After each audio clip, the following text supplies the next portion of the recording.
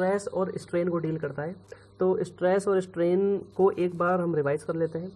Stress, मैंने जैसे आपको प्रीवियस लेक्चर्स में आपको बताया था, किसी बॉडी पर कोई एक्सटर्नली फोर्स अप्लाई होता है तो उसमें डिफॉर्मेशंस आते हैं, तो डिफॉर्मेशन पर यूनिट लेंथ होती है वो तो स्ट्रेन होता है, और उसकी वजह से जो उसमें इंटरनल रिएक्शंस जनरेट होती है, तो इंटरनल रिएक्शन एक उसके क्रॉस सेक्शन पर यूनिफॉर्मली डिवाइड हो जाती है। जो इंटरनल रिएक्शन होती है वो स्ट्रेस होती है। यानी कि जो स्ट्रेस है वो एक्सटर्नली अप्लाइड लोड की वजह से जो उसमें डिफॉर्मेशंस आते हैं उसको रेसिस्ट भी करता है। एक्सटर्नल अप्लाइड लोड तो उसमें डिफॉर्मेशंस लाने की कोशिश करेगा, और जो उसमें इंटरनल स्ट्रेस जनरेट होता है वो उस डिफॉर्मेशन को रोकने की कोशिश करेगा। तो ये स्ट्रेस और स्ट्रेन होते हैं।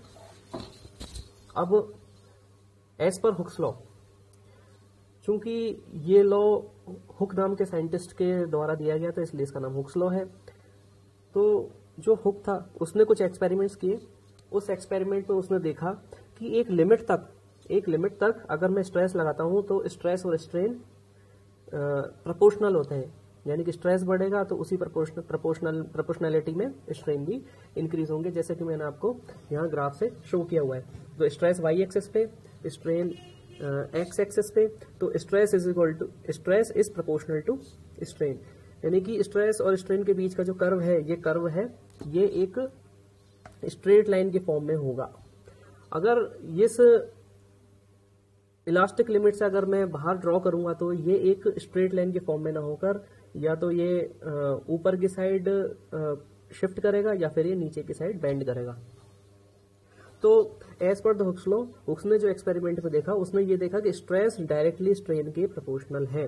तो स्ट्रेस को हमने सिग्मा से रिप्रेजेंट किया और स्ट्रेन को हमने एप्सिलॉन से। ये ई जैसा जो दिख रहा है ये स्ट्रेन है, यानी एप्सिलॉन बोलते हैं इसको। Stress is directly proportional to strain, यानी कि स्ट्रेस है स्ट्रेन के समानुपाती है। अब कोई भी डायरेक्ट जो प्रोपोर्शनलिटी का रिलेशन है उसको अगर आप इक्वल करना है तो इक्वल करने के लिए उसमें एक कांस्टेंट होता है, वो आपको अप्लाई करना पड़ता है। तो stress sigma is equal to E into strain. जहां पर ई है वो कांस्टेंट ऑफ प्रोपोर्शनलिटी है, यानी कि प्रोपोर्शनलिटी का साइन हटाने के लिए आपको ई से मल्टीप्लाई करना पड़ेगा। और ई होता है, जो ई है, ई ही मॉड्यूलस ऑफ इलास्टिसिटी कहा जाता है, या इसे हुक्स कांस्टेंट भी बोलते हैं, क्योंकि हुक्स लॉ में हम इसको डेराइव कर रहे हैं इसलिए हुक्स कांस्टेंट हुआ। तो ई होता है वो जनरली मॉड्यूलस ऑफ इलास्टिसिटी कहलाता है। अब आप एप्सिलॉन को सिग्मा के नीचे लेके जाएंगे तो E is equal to sigma upon epsilon. यहाँ पर सॉरी मिस्टेक है, ये एप्सिलॉन होगा, एप्सिलॉन दिस इज स्ट्रेन। तो E is equal to sigma upon epsilon, यानी E is equal to stress upon strain. ठीक है। तो हुक्स लॉ एक सिंपल लॉ है जिसमें हुक्स ने ये एक्सपेरिमेंट से ये पता किया कि स्ट्रेस हमेशा स्ट्रेन के प्रोपोर्शनल होता है। तो stress is equal to E into strain, तो E is equal to sigma upon E. अब आप इसमें देखेंगे E is equal to sigma upon epsilon, sigma की यूनिट होती है और जो एप्सिलॉन स्ट्रेन है वो यूनिटलेस क्वांटिटी है। तो ई की जो यूनिट होगी वो सिग्मा की यूनिट के इक्वल होगी, यानी ई और सिग्मा की यूनिट सेम होगी। अब सिग्मा की यूनिट हम जानते हैं, स्ट्रेस की unit kilo newton per metre square, Newton per metre square, Newton पर एमएम स्क्वायर, यानी फोर्स अपॉन एरिया के इक्वल होती है इसकी यूनिट। फोर्स अपॉन एरिया की जो यूनिट आएगी वो स्ट्रेस की यूनिट होती है, सिमिलरली वही मॉड्यूलस ऑफ इलास्टिसिटी की यूनिट होगी। अब आप इसमें ग्राफ से देखेंगे किसी पॉइंट पर, कोई भी पॉइंट है, अगर उस पॉइंट पर वाई एक्सिस पर स्ट्रेस सिग्मा है और एक्स एक्सिस पे स्ट्रेन है वो एप्सिलॉन है, तो tan theta is equal to sigma upon E होगा। Tan theta is equal to ये वाली लेंथ होगी, ये सिग्मा होगी, और ये वाली जो लेंथ होगी ये एप्सिलॉन होगी। तो tan theta is equal to sigma upon E, sigma upon epsilon, sorry sigma upon epsilon. तो सिग्मा अपॉन एप्सिलॉन किसके इक्वल है? ई के इक्वल है। तो tan theta is equal to sigma upon epsilon, यानी कि जो मॉड्यूलस ऑफ इलास्टिसिटी है वो stress strain curve within the elastic limit के अंदर जो स्ट्रेस स्ट्रेन कर्व होता है, यानी कि जो स्ट्रेट लाइन होती है उसकी जो स्लोप होती है, स्लोप यानी जो एंगल हॉरिजॉन्टल से जो एंगल बनाता है, यानी स्ट्रेन एक्सिस से जो उसने एंगल थीटा बनाया वो थीटा के टेन थीटा के इक्वल होती है। अगर थीटा बहुत स्मॉल है तो tan theta is equal to theta, ये मैंने आपको लास्ट लेक्चर में बताया था। तो E is equal to tan theta. अगर थीटा स्मॉल है तो अगर थीटा बहुत ही स्मॉल है तो टेन थीटा थीटा के बराबर होगा। और अगर थीटा बहुत ज़्यादा है तो ये थीटा अगर 90 को अप्रोच करता है यानी बहुत ज़्यादा हो जाता है तो ये कर्व जो थीटा है वो वैल्यू बढ़ के लगभग स्ट्रेस एक्सिस पर आ जाएगी, यानी कि थीटा की वैल्यू लगभग 90 डिग्री के इक्वल हो जाएगी। तो tan theta is equal to sine theta upon cos theta, है ना।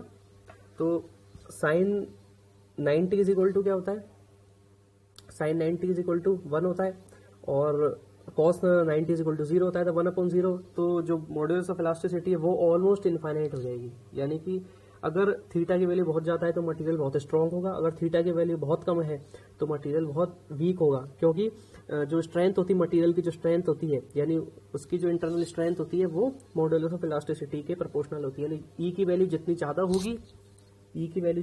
होगी तो स्ट्रेंथ हमेशा उतनी ज़्यादा होगी। ठीक है, तो इसको हम एक एग्जाम्पल से और समझते हैं। मैंने यहाँ पे एग्जाम्पल लिया है कि एक स्टील की रॉड है जिसकी लेंथ है 2 मीटर्स, इसका जो क्रॉस सेक्शन एरिया है वो 0.5 मीटर बाई 0.5 मीटर, यानी विड्थ 0.5 मीटर और डेप्थ भी 0.5 मीटर है, और रॉड की जो लेंथ है वो 2 मीटर है। इसमें 100 किलो न्यूटन का टेंसाइल फोर्स है वो अप्लाई किया है हमने। ठीक है, तो अब इसमें जो स्ट्रेस होगा, stress sigma is equal to force upon area.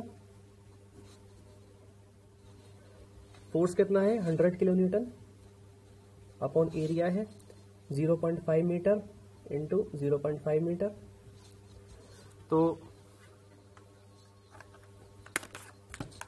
हम कैलकुलेटर का यूज करके देखेंगे, तो 100 upon 0.5 multiplied by 0.5 equal to 400 और यूनिट होगी इसके kilo newton per metre square. That's fine. Now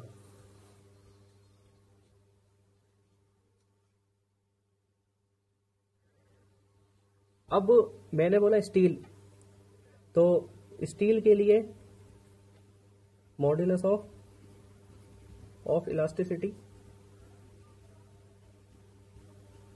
कितना होता है, modulus of elasticity E is equal to 2 × 10⁵ newton per mm square. ठीक है, तो इसका 400 को न्यूटन पर mm स्क्वायर में कन्वर्ट करते हैं, 400 इंटू किलो न्यूटन को न्यूटन में कन्वर्ट करेंगे 1000 अपॉन mm स्क्वायर। तो 1 मीटर में 1000 mm होते हैं, तो 1000 का स्क्वायर तो न्यूटन पर mm स्क्वायर। ठीक है, तो ये हो जाएगा 400 मल्टीप्लाइड बाय 100 डिवाइडेड बाय 1000 का स्क्वायर। ठीक है, ये हो जाएगा 1/25 न्यूटन पर mm स्क्वायर। ठीक है, अब इसमें स्ट्रेन हुक्स लॉ से अपन जानते हैं, एज पर Hooke's law sigma is equal to E into strain, तो epsilon is equal to sigma upon E. तो सिग्मा की वैल्यू रखेंगे हम 1/25 into 1/2 into 10⁵ is equal to, इसमें आप देख लो 1/25 मल्टीप्लाइड बाय 2 मल्टीप्लाइड 10⁵। तो इसको हम ऐसे देख सकते हैं इज इक्वल टू 2 इंटू 10⁻⁻⁷। तो स्ट्रेन ये यूनिटलेस क्वांटिटी है, कोई यूनिट नहीं होगी। अगर डिफॉर्मेशन देखेंगे तो strain is equal to delta L by L या delta L is equal to epsilon into L, epsilon 2 into 10⁻⁷ into L कितनी है 2 मीटर। अब मीटर इसको mm में कन्वर्ट कर लेते हैं 1000, तो ये बनेगा 2 multiplied by 10⁻⁻7 multiplied by 2 multiplied by 1000,